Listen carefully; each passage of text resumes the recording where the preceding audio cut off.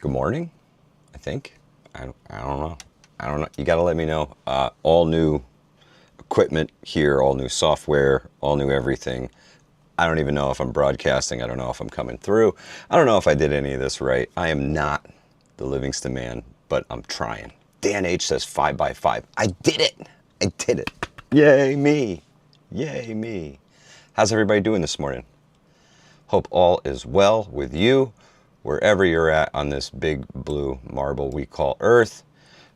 Appreciate you being here. Strategic ETC, Vision Preparedness, Billy, JTEMT, Eric, N1RV, Dan H, thank you so much. Happy Mac. Happy beautiful Monday to you. Happy Mac. Hope all is well. Let's see. Demo Man Don, what up? William K's in the house. I have got to pull a whole lot of stuff up because it's been a busy weekend. So come on, mouse. This thing, I'm telling you. There we go. I have a long laundry list of articles. Devil Dog Prepper, good to see you. Oops in the house. What up, everybody?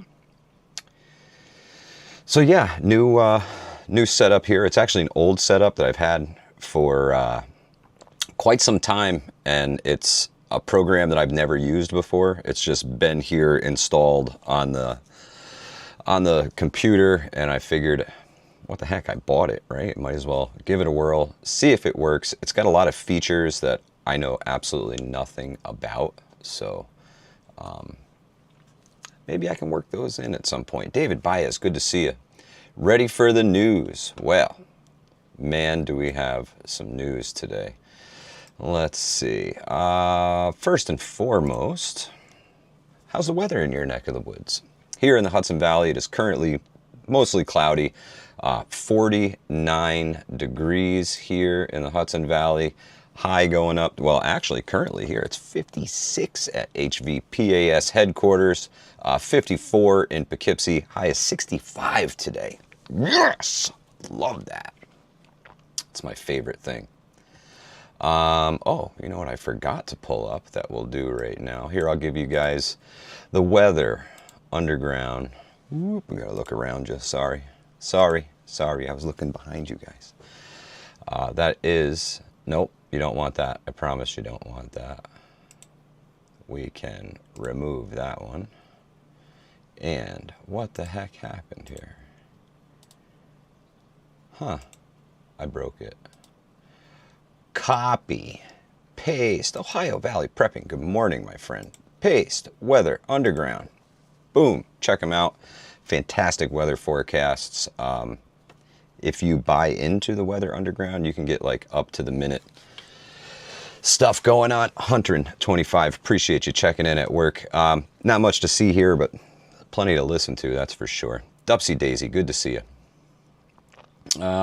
Next up, I gotta add a little tabski here. There we go. Kablamo. And let's see. Currently, stock market. Dow Jones is up 384 points. S&P up 72. NASDAQ up 269. VIX is down 5.12. Gold down $27 an ounce. Oil up 31 cents a barrel. Interesting. Let's see. Copy and paste it right in here. To all the people in the chat, this is marketwatch.com. That's where I go to get up to the minute information on the stock market. Let's see. Let's dive right into the news. Breaking news over the weekend. We had an aircraft crash here in Columbia County, and there is a lot more news coming out about this. The National Traffic Safety Board has been on site. They say that they will be there for at least a week, and the investigation won't conclude for 12 to 14 months, folks. So this is not a fast process. I know we're all used to instant gratification society where we know everything right away, but they take their sweet time when doing these investigations, and it's tragic. So I'll get into the news about this here in just a minute. I need a little coffee, though. CUCV farmer in the house. Coffee. What's happening, sister? Okay, this article right here, I will hang on one second because it ain't right if I don't send it to y'all. Oh, I gotta shorten it. You know what I found? I found that the articles that I pull from Facebook all have this incredibly lengthened web address. So if these don't work, I promise I will get you the right ones in the comment section. After this video, I'm always posting these links there so you guys can come back and quick reference them. CJ, good morning in Orange County. Hope all is well with you. You're probably even warmer down there today. You guys might see 70 degrees. So, NTSB announces a second press briefing on the Copake plane crash. This thing came down basically right across the street from Taconic Hills School. It crash landed in what they called a flat agricultural field, and the debris field from it was about 100 yards long. I listened to the press conference this morning with the NTSB, and I might actually try to get up there later on today. Ronnie Braun, we will get into that here in just a moment. I'm not sure which one you're referring to, but there was another one in Pennsylvania as well over the weekend. So the article states, after a twin-engine Mitsubishi Mu-2B aircraft crashed near Copake on Sunday, killing all 6 passengers on board, the NTSB is holding another media briefing Monday afternoon, the NTSB said in a social media post. 2 doctors, along with their daughter and her boyfriend, as well as her brother and his partner, were all killed in the crash. In a briefing Sunday, NTSB member Todd Eamon said that they had found video of the plane crashing at a high rate of descent into the ground. The plane was supposed to land at Columbia County Airport but missed the approach. He requested vectors for another approach, and he was being vectored, and the radar indicated a low altitude alert, said the NTSB investigator in charge, Albert Nixon.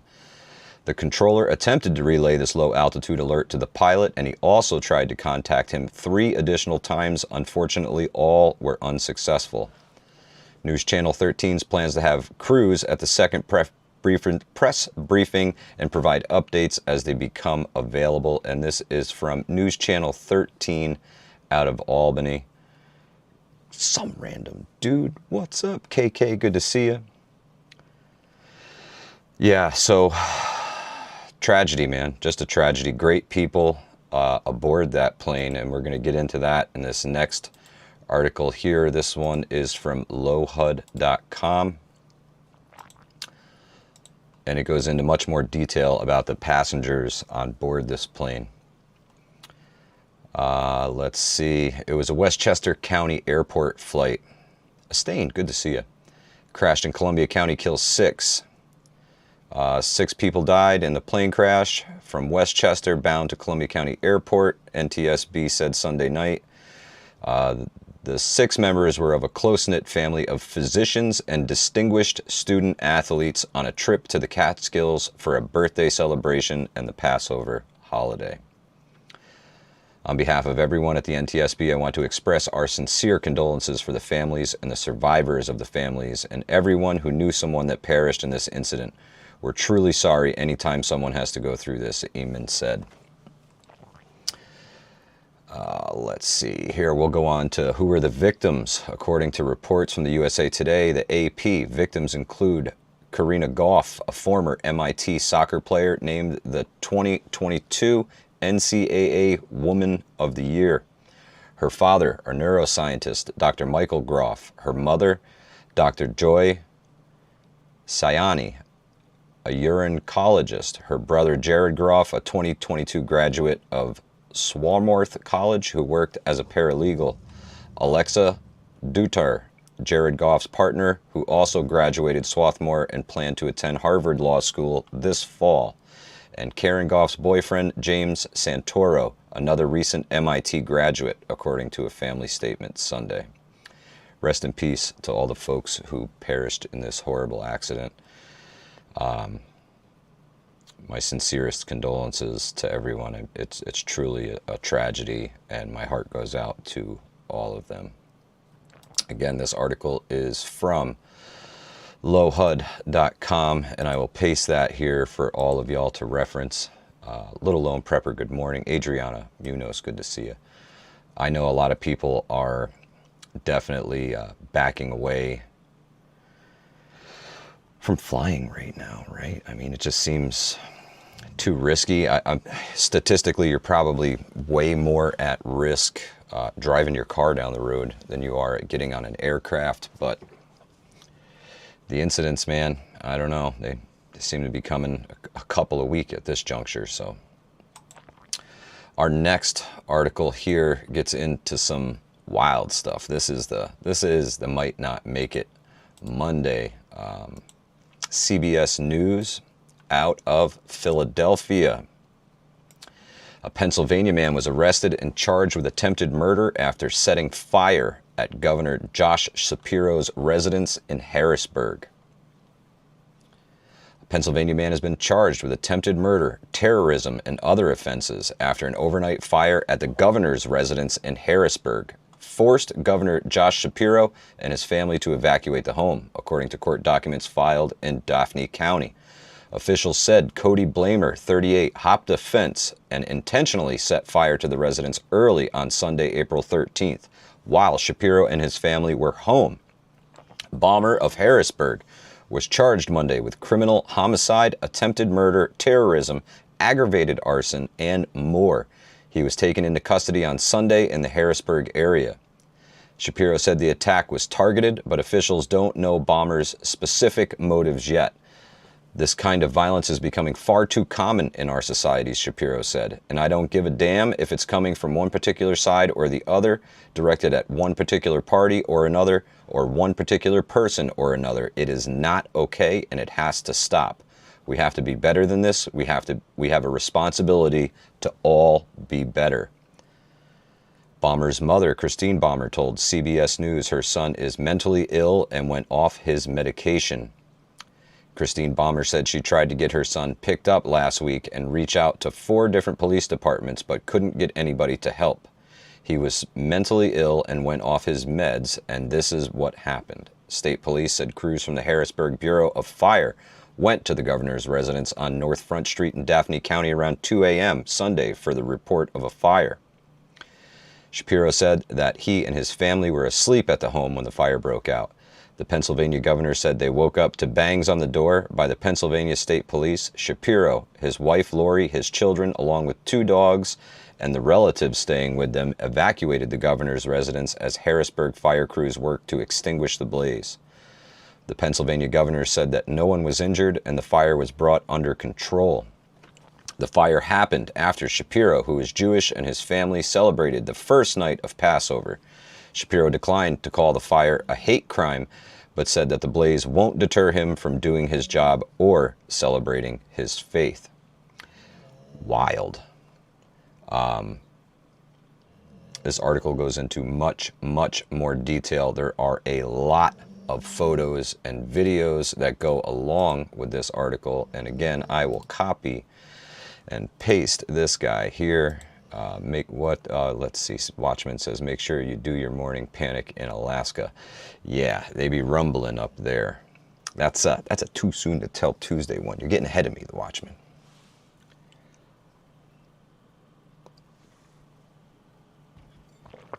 Devil Dog Prepper says, does the governor not have 24/7 security? Now, the next article gets into that a little bit more, Devil Dog Prepper. This one is from the York Daily Record, and it is the same story with a little different information. That's why it's important to cite multiple sources when you're looking up this stuff. If you find a story, try and find another outlet that is covering the same story. You want to get different opinions on the same thing, and when you work those things together, sometimes you can build a timeline or maybe understand some things a little bit better, right? This article from the York Daily Record says the arrest made in the arson at PA governor's residence. A Harrisburg man in custody is expected to be charged with arson that caused a significant amount of damage. Let's see, where was it? Last night we experienced an attack not just on our family, but on the entire Commonwealth of Pennsylvania here at the governor's residence, Shapiro said on Sunday. State troopers were searching for bombers when he set fire to the governor's mansion in the early morning hours, an official said. They said he used a homemade device to set the blaze after jumping a fence.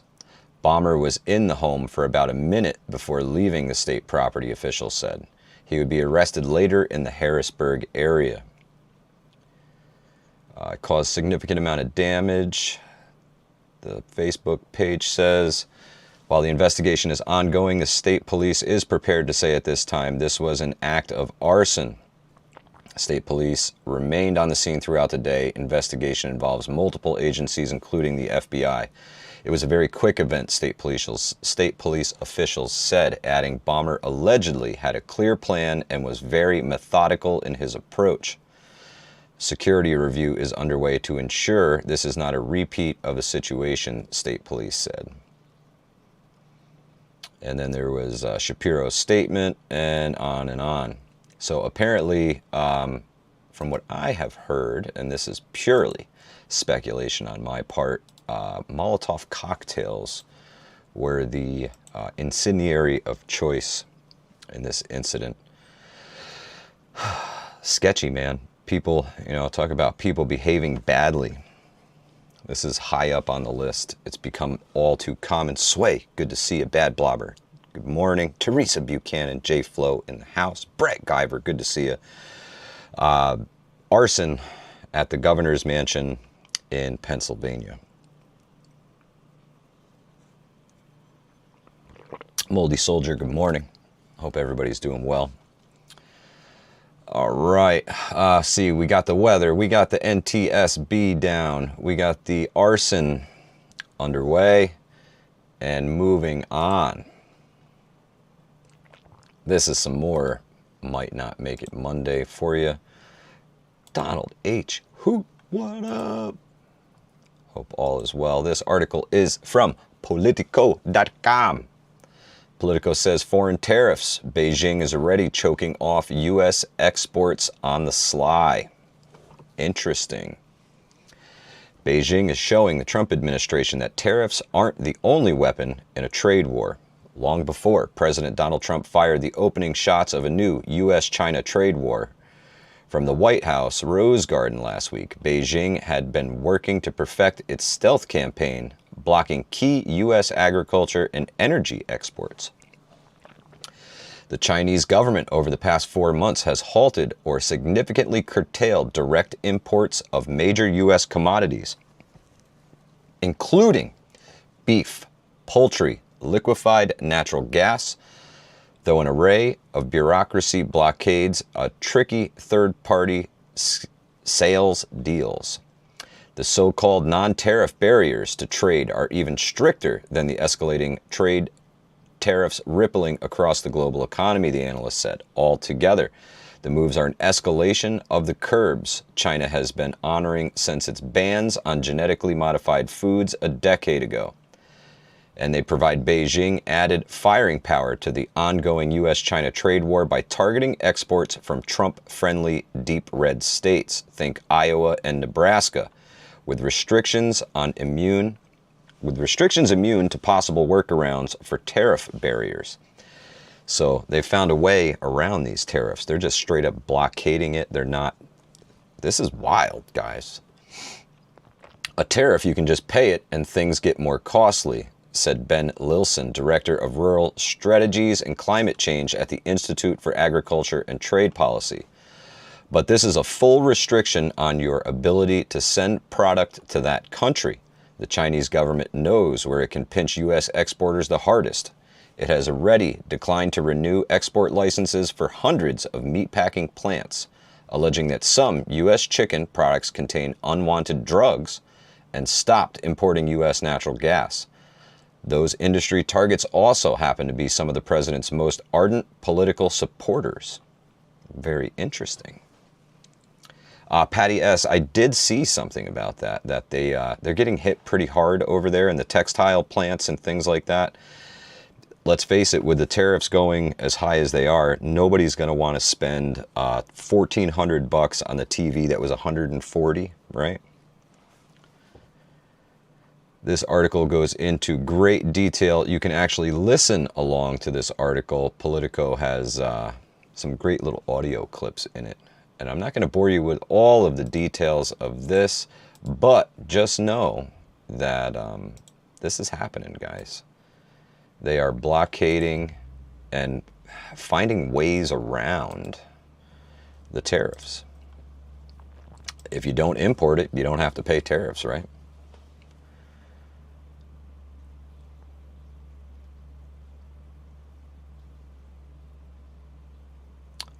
Let's see. Johnny Highwood's in the house. What's happening, brother? Rebecca Lynn, good to see you. Donald H. Huth says it's mostly sunny right now in Apatoka, Florida, going up to 87 degrees today. Good golly. Well, you're Florida.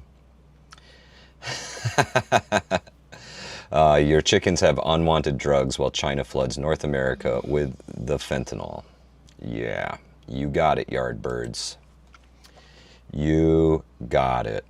All right, in other news, moving on.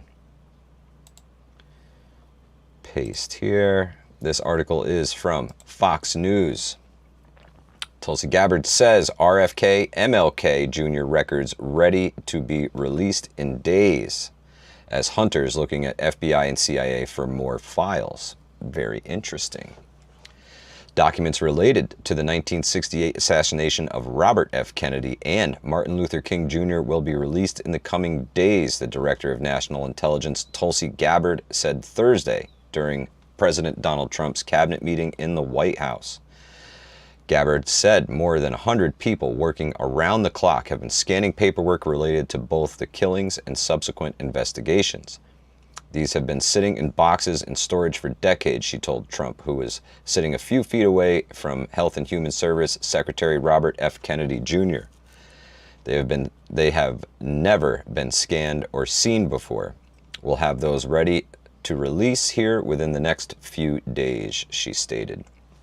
Trump said, "That's great," before moving to RFK Jr., the son of the former senator. He says, "Bobby, how do you feel about that?" "I'm very gratified," RFK Jr. responded. "That's hitting close to home," Trump said. "I'm thinking about Bobby when the statement was made." RFK Jr. then told Trump he was very grateful. "And you let Bobby see some of this because, you know, it's very personal stuff. But it's time," Trump told Gabbard, who replied that she spoke with the RFK Jr., who said she told her the world needs to know the truth. RFK Jr. was a teenager when his father was fatally shot on June 5, 1968, at the Ambassador Hotel in Los Angeles after addressing campaign supporters following his California Democratic presidential primary win. Upon taking office, Trump issued an executive order to declassify files on the assassination attempt of King, a civil rights icon, who was gunned down on April 4, 1968, outside his second-floor Tennessee hotel room in Memphis. Senator Kennedy and his brother, former President John F. Kennedy. In March, declassified documents related to the assassination of the former president were released. Gabbard said the government has hunters looking in storage lockers at the FBI, CIA, and other agencies to see if there's anything else that hasn't been reported. Very interesting. Now, I wonder if this is going to be another case of the JFK files, where they released a whole lot of previously released stuff and not a whole lot of new.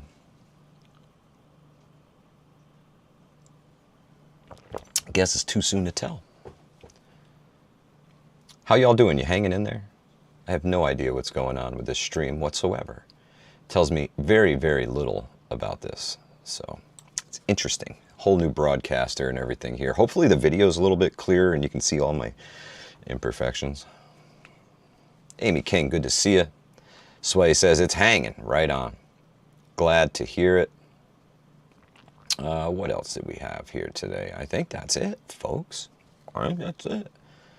We'll get back and check the stock markets one more again. Let me refresh this bad boy because this sucker's been swinging wildly. The Dow is up 532, S&P up 90, NASDAQ up 322.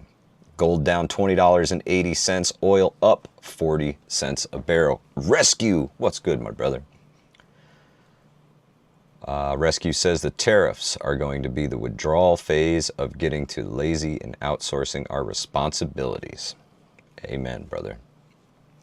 Sound and video is good. Appreciate it, David Baez. Thank you very much. Let's see. Was there anything else? Oh, yeah, there is. I almost forgot about this one. This is the epitome of Might Not Make It Monday right here. CUCV Farmer says, Mike, keep an eye on the dollar index. I will. Yvonne Berger, good to see you. Google censorship. What up? Oh, Nikita is in the house, huh? I haven't seen Nikita in ages. Good to see you. Copy and paste this. Military buildup at the border. I got to have something to talk about tomorrow. Watchmen. Good golly. If I cover it all today, what will we talk about tomorrow? Bingo. Seawolf, thank you so much for being here. Appreciate you listening along while driving. Is there a stupid banner on the screen here that has absolutely nothing to do with this whatsoever? I have no idea.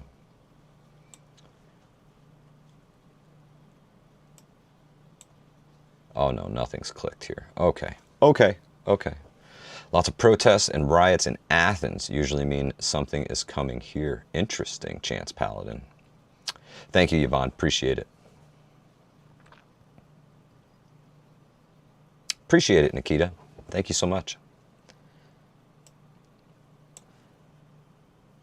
Johnny Highwoods, yeah, the government will make more news tomorrow. Let's see, I will shorten this guy one more again and get it in the chat for you. This one is literally about farewell to life on Earth. This article is from LaGuardia, LaGuardiaOnline.com. According to calculations, the power of supercomputers' life on Earth will be impossible in the year 1 billion. We got time. That's what we're talking about. The thought of the Earth's final days may seem distant and even unreal, but we know it will inevitably happen. Now a group of scientists working for NASA, together with research from the University of Toho in Japan, have calculated a timeline for the complete extinction of all life on Earth. According to the calculations, which have been made possible by advanced mathematical models powered by supercomputers, survival on planet Earth will be impossible in about 1 billion years, when the conditions become too extreme for life as we know it. So yes, we still have a few more years to go. When the moment arrives, space agencies around the world are launching missions to explore other planets, mainly Mars, with the aim to determine life conditions outside of Earth. Interesting. The sun will end all life on Earth. For now, the story may sound like sci-fi, but as time goes by, a lot of time, the sun will grow in size as it reaches the end of its life. As a giant star, as it grows, the sun will emit increasing amounts of thermal energy that will eventually engulf all inner planets of the solar system, including Earth. This process means that our days on Earth are numbered. Advanced mathematical models have predicted that the sun's expansion will significantly worsen air qualities as Earth's temperatures rise. According to these calculations, life on Earth will be impossible by the year 1,000,2021. So we've got just under 1 billion years left before the sun completely swallows Earth. That's good. That's good. And then the article goes on to state, is there anything that can be done? How are you going to stop the sun from expanding? Yeah, let's just go put a couple belts on the freaking thing, right? We'll just strap it in and hope that, it contains itself. Just wrap some, wires around it or something, right? Give it the old college try. Wow. According to experts, technological developments can delay or mitigate this apocalyptic scenario by coming up with new life support systems that are able to provide large quantities of air and water in enclosed spaces, allowing humans to survive in artificial environments. Breakthroughs in space colonization can provide an escape route way before the days on Earth come to an end. Mars remains the goal for human exploration because it's one of the only other planets in the solar system where we know life may have existed. Elon Musk's SpaceX goal pretends to send humans to Mars with its Mars colonization program. Pretends? This has got to be written by AI or something. This thing is like gibberish. An accomplishment he hopes will help him be remembered forever. Well, yeah, if you colonize Mars, I mean, that's kind of a thing. Watchman said Jesus needs to change the light bulb. Pretends. Yeah, that's. I will copy and paste this right here. Let's see. The whole thing.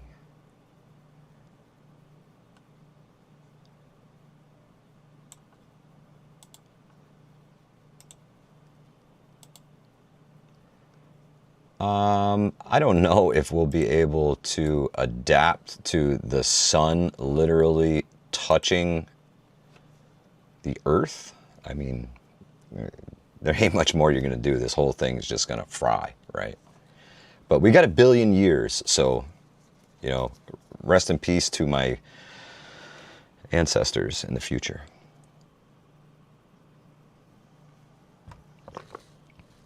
Who knows? Wild times, man. But yeah, I thought that was really interesting. SpaceX goal pretends to do. I don't understand it. Gibberish. Over 1 billion years we can adapt. Well, Coffee, what we got to do is get the hell off of Earth if it's going to be swallowed by the sun, right?